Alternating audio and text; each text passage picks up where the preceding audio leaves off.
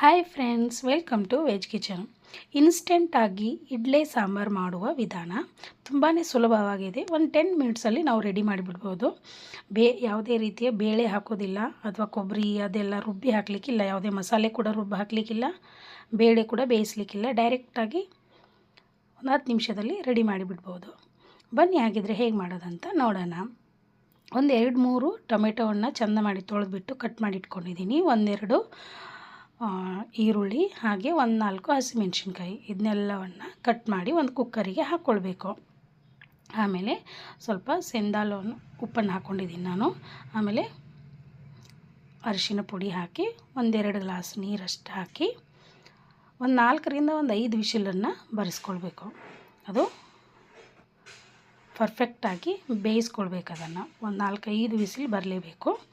ಆಮೇಲೆ ಈಗ ನಾವು ಫಸ್ಟಿಗೆ 1-1.5 ಟೇಬಲ್ ಸ್ಪೂನಷ್ಟು ಕಡಲೆ ಹಿಟ್ಟನ್ನು ತಗೊಂಡು ಡ್ರೈ ಆಗಿ ರೋಸ್ಟ್ ಮಾಡ್ಕೊಳ್ಬೇಕು. ಈ ರೀತಿ ಮಾಡಿ ಅದನ್ನು ಒಂದು ಸೈಡಲ್ಲಿ ಇಟ್ಕೊಂಡ್ಬಿಡಬೇಕು. ಆಮೇಲೆ ಇದು ಬೆಂದಿರುತ್ತಲ್ವ, ಇದನ್ನು ಒಂದು ಸ್ಮ್ಯಾಶರಿಂದ ಚೆಂದ ಮಾಡಿ ಸ್ಮ್ಯಾಶ್ ಮಾಡ್ಕೊಳ್ಬೇಕು. ಈ ರೀತಿ ಎಷ್ಟಾಗುತ್ತೋ ಆದಷ್ಟು ಸ್ಮ್ಯಾಶ್ ಮಾಡ್ಕೊಳ್ಬೇಕು.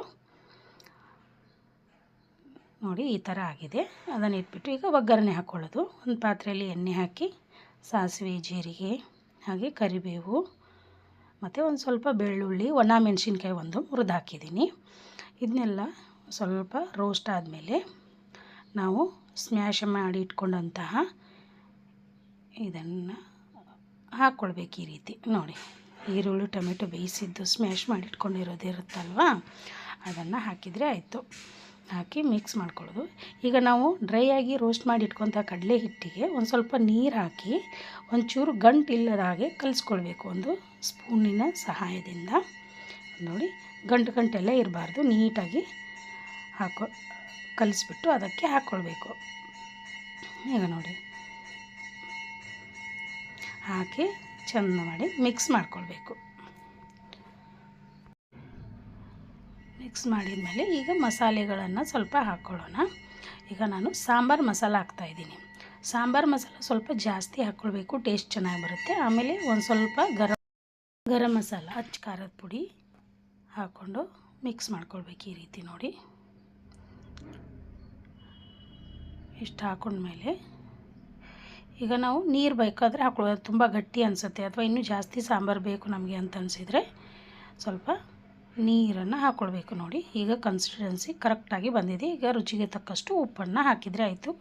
ಆಮೇಲೆ ಕುದಿಯುವಾಗ ಸ್ವಲ್ಪ ಕೊತ್ತಂಬರಿ ಸೊಪ್ಪು ಹಾಕಿದರೆ ಆಯಿತು. ತುಂಬಾ ಚೆನ್ನಾಗಿದೆ, ಟೇಸ್ಟಾಗಿದೆ.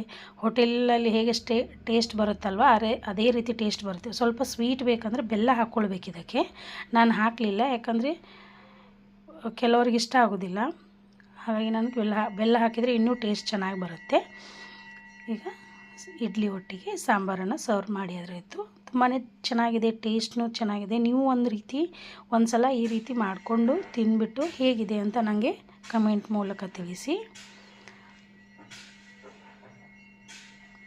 ಇದಕ್ಕೆ ಟೈಮ್ ಬೇಕಂತಿಲ್ವಲ್ವ, ಜಲ್ದಿನೇ ಮಾಡ್ಕೊಂಡ್ಬಿಡ್ಬೋದು. Thank you for watching.